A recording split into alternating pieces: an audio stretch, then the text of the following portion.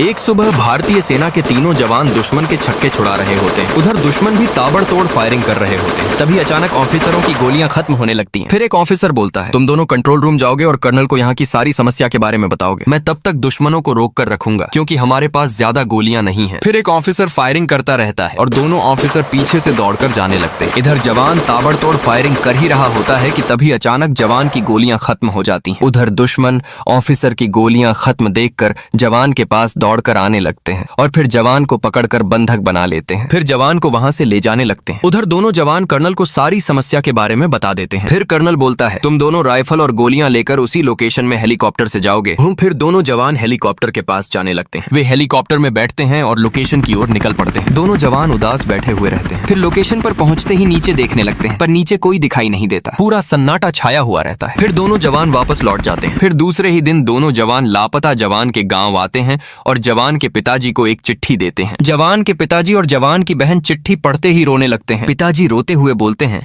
उसकी बहन का विवाह 6 महीने बाद है, अब हम क्या करेंगे। फिर जवान लापता जवान के पिताजी को दिलासा देते हुए बोलता है, ये हमारी भी बहन है, हमारी बहन का विवाह 6 महीने बाद जरूर होगा।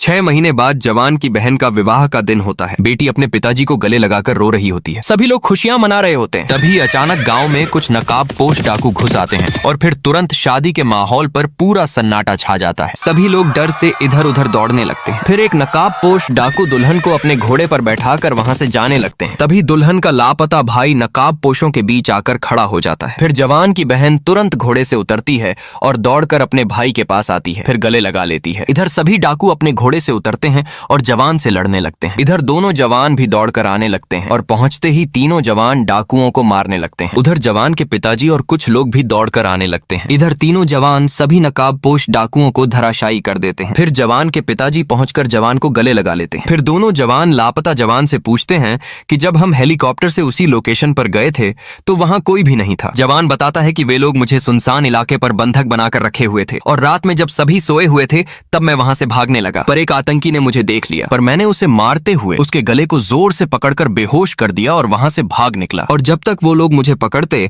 मैं बॉर्डर पार कर चुका था। इस तरह से मैं यहाँ तक पहुंचा। पर अभी तक आपने जवान की बहादुरी के लिए लाइक सब्सक्राइब नहीं किया।